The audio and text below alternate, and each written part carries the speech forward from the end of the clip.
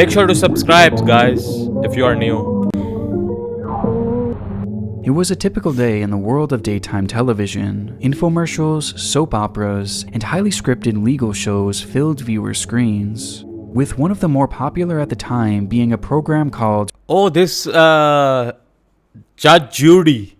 This one is Judge Judy, right? Alright, let's get into it. Time television. Infomercials, soap operas, and highly scripted legal shows filled viewer screens, with one of the more popular at the time being a program called Christina's Court. Today, how many court shows are there?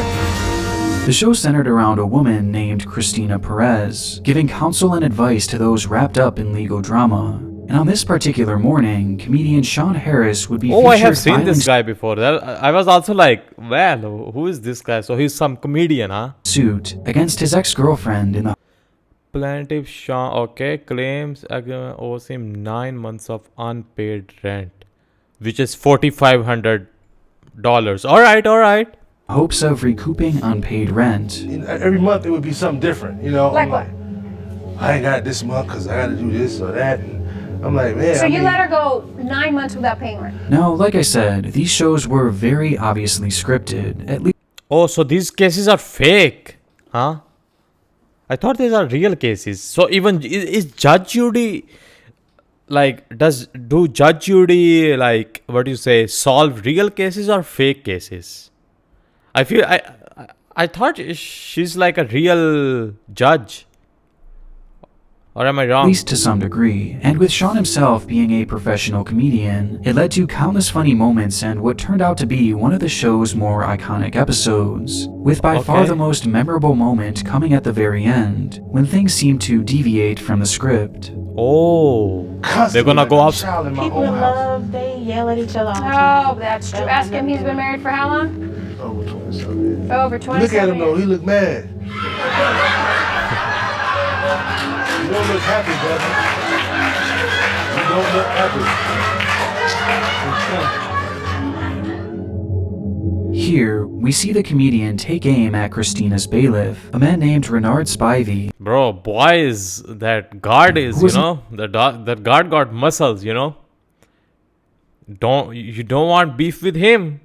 I'm telling you. An integral part of the show, being the judge's sidekick for years and years. Though it wasn't often that he found himself at the end of a joke like this, as Sean suggests that Renard looked unhappy when it was revealed that he had been married for over 27 years. He's very happy.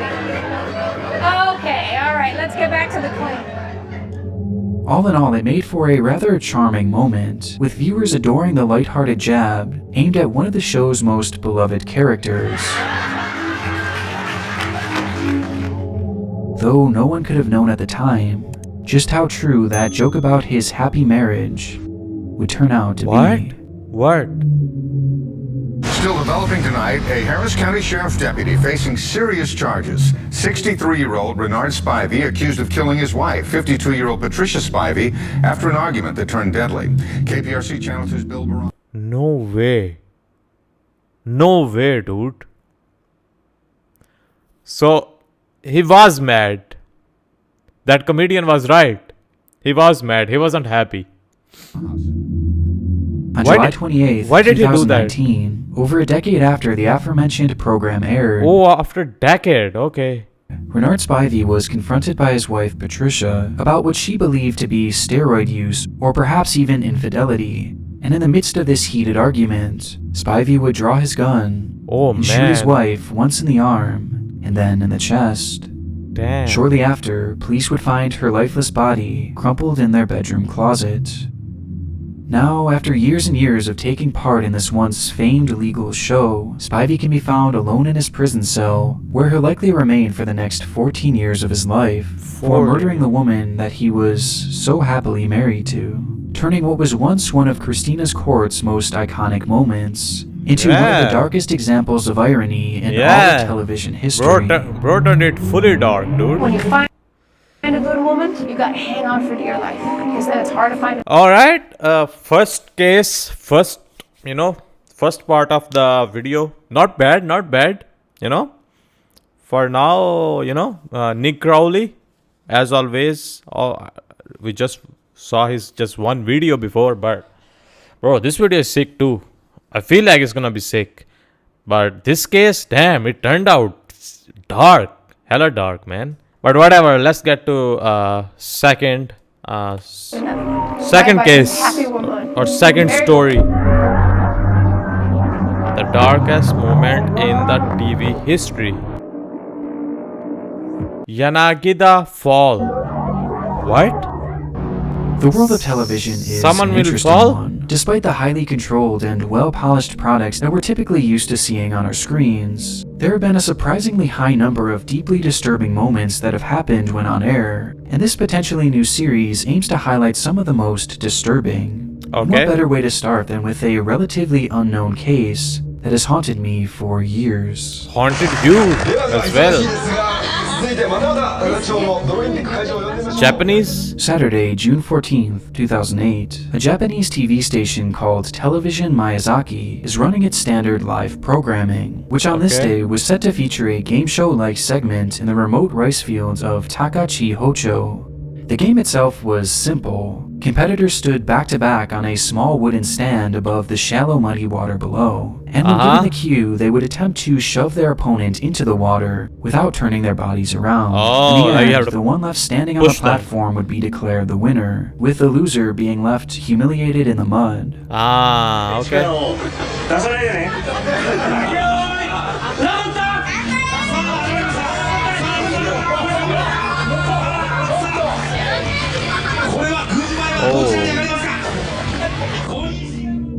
Round 1 goes off without a hitch, resulting in the losing contestant being covered head to toe in a thick brown sludge, with the whole atmosphere perfectly encapsulating the craziness and high energy charm that you would expect from a Japanese game show made at the time. Alright, And so looks far, fun everything for now. was all in good fun. With Yeah. this excitement only escalating as the contestants convince one of the show's hosts, a man named Tatsuchi Yanagida, to join in on the competition. Oh. So he's asking him. She's asking him. It took some convincing, but eventually Tetsuchi agrees to compete, much to the enjoyment of everyone spectating. And Alright. from there, the comedy writes itself, as immediately after the round starts, it's apparent that he stood little to no chance. Oh.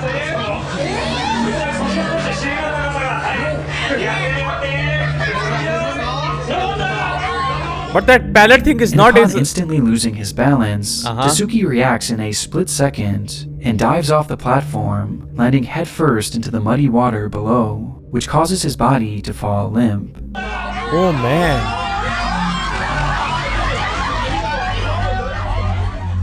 The water that he had just dove into was merely 6 inches deep, with the rest consisting of a thick layer of mud, which his head would strike directly, instantly causing his neck to break. He really And in went that like very this. moment, He dive in, man. Tatsuchi would be irreversibly paralyzed, Oh, leaving man. him unable to move from the neck down. It was a tragic that accident. sucks. However, the accident itself is far from the But imagine what that girl would think, dude. Who asked him to join, you know? She'd regret her decision forever, you know? Damn. Bro, but my guy really went like full on. Damn. the most awful part of this live broadcast, with that coming immediately after. Unaware of Tatsuchi's severe injury, the crew believed that he was merely playing a prank on them Right. and just joking around. Exactly. And so they left him there, face No way. They left him there. first in the water, and proceeded to shove his face even deeper and deeper Oh, into the man. mud, splashing even more on top of his head to rub in the fact that he had lost.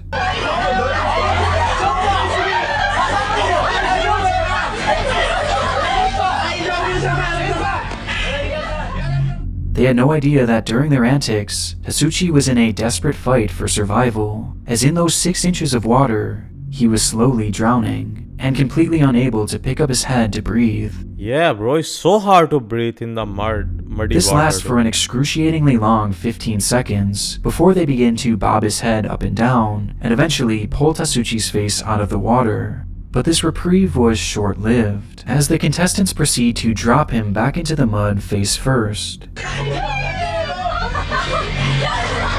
Oh man, that sucks, dude.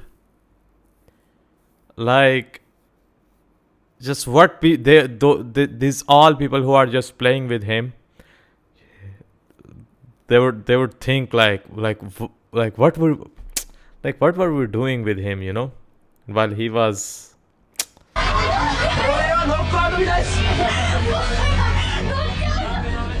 It is See, they are so incredibly painful to laughing. watch. It made all the more disturbing with the over-the-top hysterical laughter coming from everyone Yeah. around him, who are completely But it's not their fault as well, it's kind of, it's like you don't expect the stuff like that to happen. oblivious to the situation in front of them. Finally, after what feels like an eternity, Tasuchi is hoisted above the water, and the camera switched back to the main broadcast, ending both Tasuchi's and the viewer's pain. By some stroke of good fortune, Tasuchi would survive the ordeal, but just barely, as it's estimated that even just a few more seconds in that mud would have likely led to his death. Right. But thankfully, this wasn't the case. And according to his Facebook page, Tasuchi has learned to live with his body-wide paralysis, and even went on to rejoin the show years later in some capacity, ending this Damn. entry off on somewhat of a bright spot. Despite this otherwise being one of the more unsettling and appalling broadcast accidents that I've ever seen.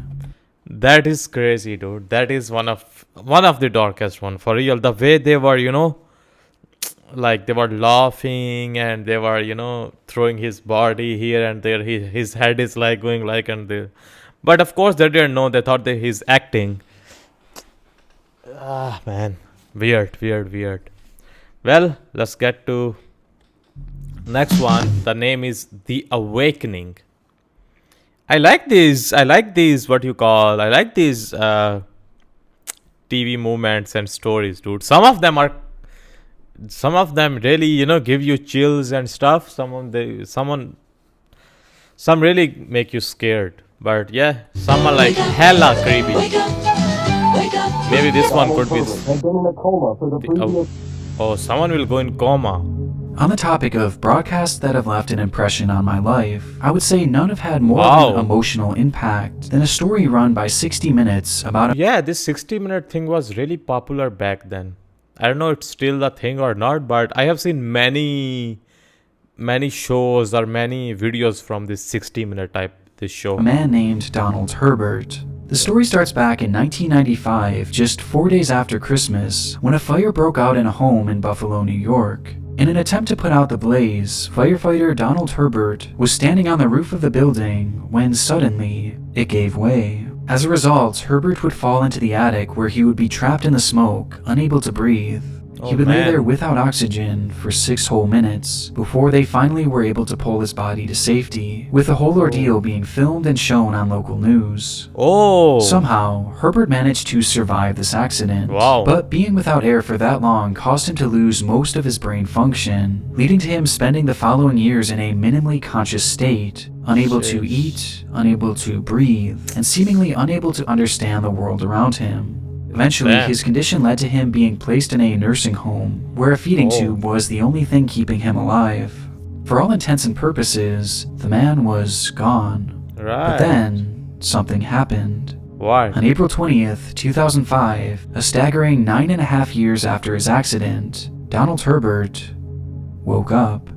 Oh, In the nursing home where he had spent most of the years unresponsive, he would suddenly turn to a nurse and ask for his wife Linda, while displaying signs of being fully lucid, which prompted the staff to immediately call his family, who rushed to see him. And sure enough, despite Herbert being completely blind, he was not only fully responsive, but recognized almost all of his family members. Wow. The moments following were all captured by cameras and later shown on an episode of 60 Minutes, Oh, I with have the seen footage this being some of the interviewer. hardest hitting and emotional that I've personally ever seen.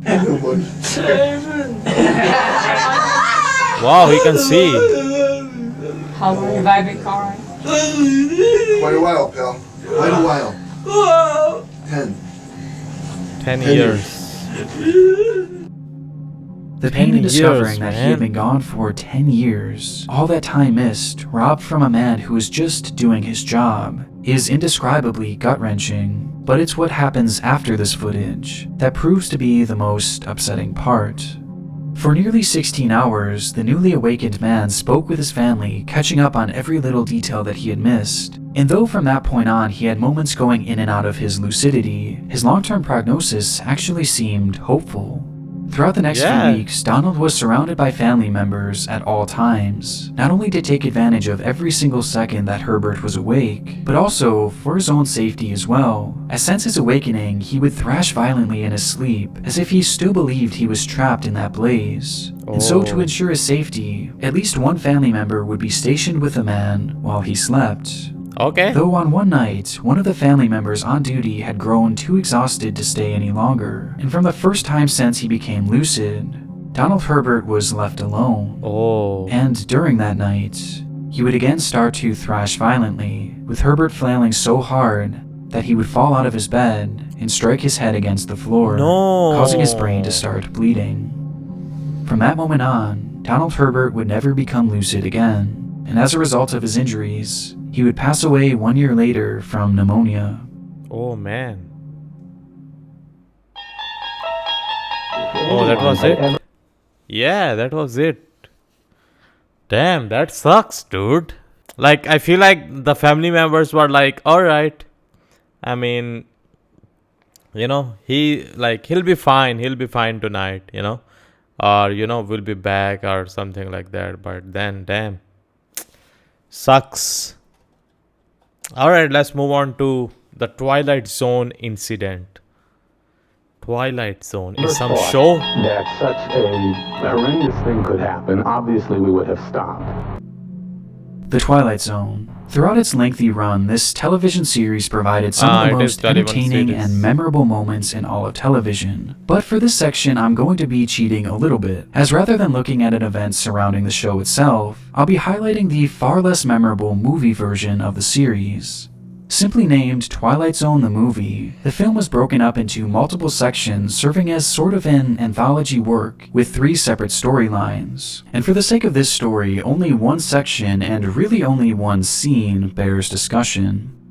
What? The scene was intended to simulate a battle in the Vietnam War, in which the protagonist, a character played by actor Vic Morrow, is attempting to outrun an attack helicopter and escape the area. The footage was intended to serve as the section's dramatic conclusion, with it being described as the following.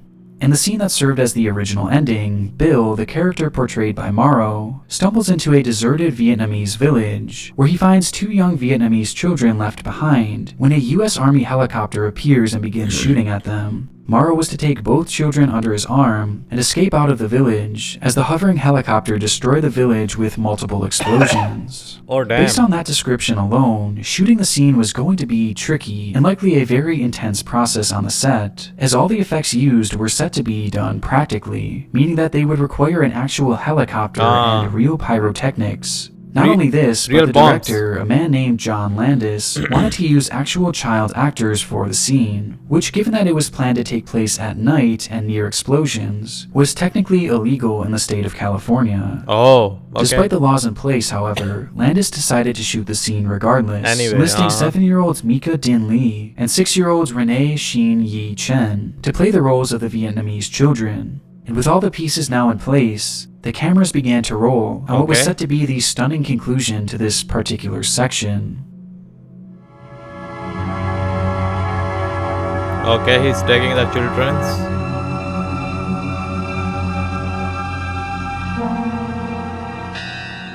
As the scene starts, the spectacle of it all can't be understated, as the lighting, setting, and the pyrotechnics truly set a haunting tone. However, unbeknownst to the production team, there was a major problem developing. What?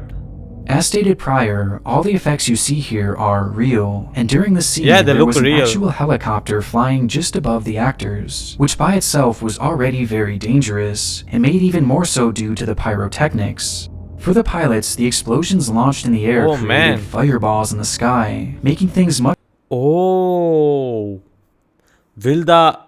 the explosion bring the helicopter down or what? Like, as he's saying, it is gonna make like a fireball go up in the sky, and that can maybe hit the helicopter which is throwing a light down there, and helicopter can fall. much more difficult to navigate, but those on the ground were never made aware of this. And being pressed to make things look even more and more intense, the crew decided to double down on their explosions, launching 2 massive charges back to back. Oh man. A decision that proved to be a costly one, as the second blast was so strong that it dislodged the helicopter's tail prop, causing the craft to spin uncontrollably. And within mere seconds, Exactly what as I the don't cameras say. roll on the 3 actors trudging their way through the water,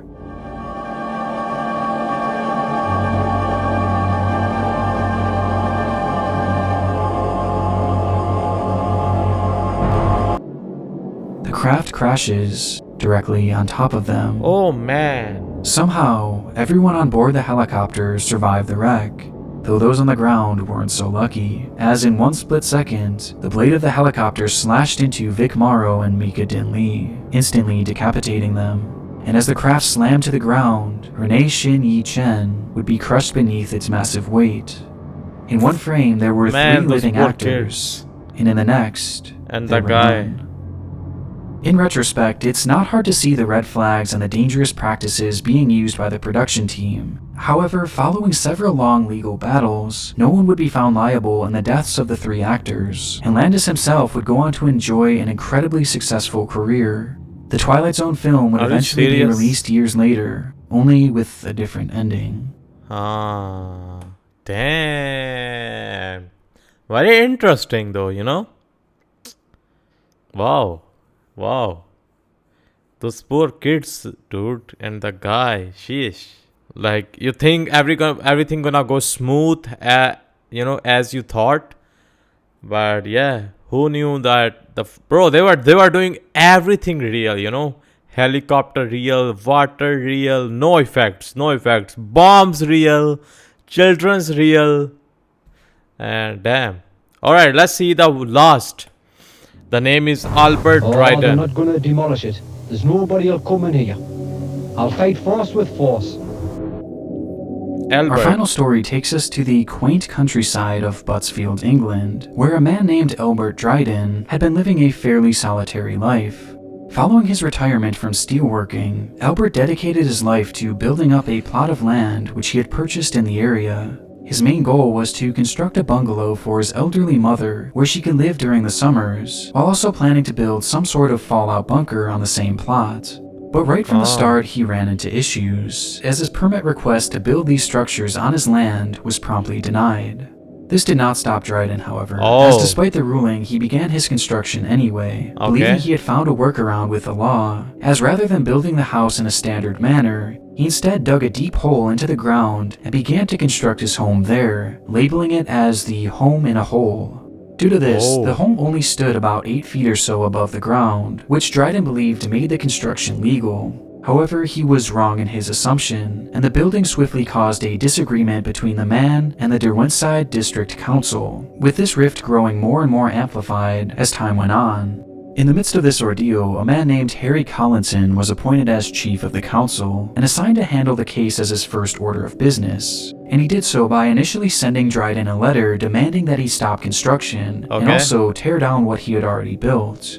Dryden, however, decided to counter with a court appeal, which was swiftly denied, leading to the court's final order that the building be demolished within 3 months. It was around the same time that the local news began to document the ongoing feud between Dryden and the government, and despite the numerous rulings against him, Dryden still refused to give in to the government's demands, and eventually, the council decided to take matters into their own hands, and decided to demolish the structure themselves. So on June 20th, 1991, Harry Collinson, a demolition team, and a group of police constables traveled to Dryden's property to demolish the structure. Before this group arrived, the decision was made that should Dryden attempt to escalate the situation, they were to immediately back off and come up with another plan to avoid any sort of physical altercation.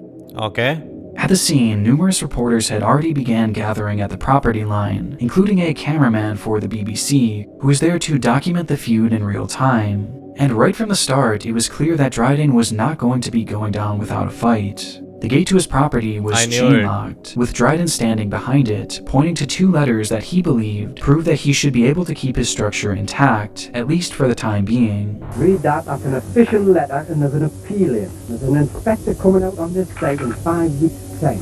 Well, it didn't say that. I'll be ready to say Well, that. I have another letter confirming that. Show me the other I'm letter. not going to show you the other letter, but this chap's coming out in 5 weeks' time. Well, all that I'm asking is to wait 5 weeks for the outcome, maybe 6 weeks. It'll take a week after he's been out. I'm satisfied, Albert, that there's nothing in these documents that affects the legality of the enforcement notice that the inspector has confirmed. That'll be it, Harry. However, Dryden's request for more time was clearly falling on deaf ears, and realizing this, Dryden began to grow more and more agitated, with his tone quickly turning far more menacing. If you don't open the gate, now we'll obviously have to take the fence down with the machine. So if you want, you can have some time to remove the fence yourself to minimise the damage. Do you want to do that? Any damage that's subsequently caused as a result of you preventing us doing that will be your liability. Well, you might not be around to see the outcome of this disaster. And you've been warned. Can you explain what you mean by that? Well, I'm not going to explain, but if you had any sense, you would go away now and wait 5 weeks for the outcome of that. Right? That's my last word on it. If you show me the letter referring to the 5 I can't show you the letter. I've told you where the letter is. At this point, based on their initial plan, the crew should have certainly turned back, as it was now getting to the point that Dryden was outright threatening Collinson, warning him that if he were to step on his property, that something awful was going to happen. And though this did cause Collinson to take a few steps back, he still remained steadfast in carrying out the task and remained on the edge of the property line, standing his ground even when Dryden escalates the situation even further. What will he do? Go ahead, there. Can you get a shot at this gun? Oh shit! He got As a the two gun. stand face to face, Dryden brandishes his pistol and points it directly at Collinson. I feel like Wanting it's to gonna ensure shoot. the man's combative behavior was being documented, Collinson asks the cameraman to get a shot of his gun, which subsequently leads to this moment. Can you get a shot at this gun?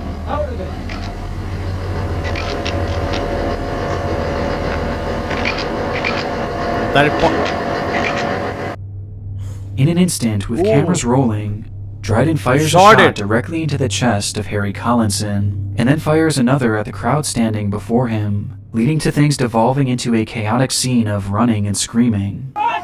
As more shots were fired from a pistol, the camera crew and Look North reporter Tony Belmont ran for cover. We were standing watching what was going on, and then a shot rang out. The chief kind of fell to the ground, and I felt a shot in the arm. Oh I've man! clearly been shot here in the arm. As the camera crew finally gets to a safe distance and catches their breath, it's revealed that one of the journalists for the BBC had been struck in the arm, along with one of the officers.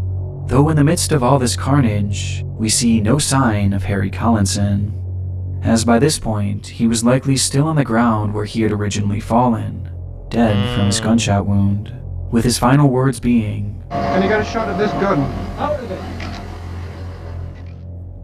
Following the incident, police would engage in a standoff with Dryden, who claimed that he had set up booby traps and landmines, along with other explosives on the property, though this would turn out to be a bluff, and eventually he would be grabbed by officers and taken into custody, where he would subsequently be tried and sentenced to life in prison.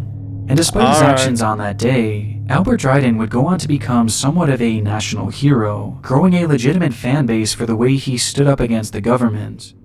Dryden would live out his time in prison until 2017 when he suffered a massive stroke, to which he was let out on a compassionate release, with the man eventually passing away just 1 year later. Though his actions that day will forever be immortalized as one of the most notorious and darkest moments in television history. Wow, that was some stupid story though, not gonna lie. So by the way, this was the first video of what's his name, Nick Crowley.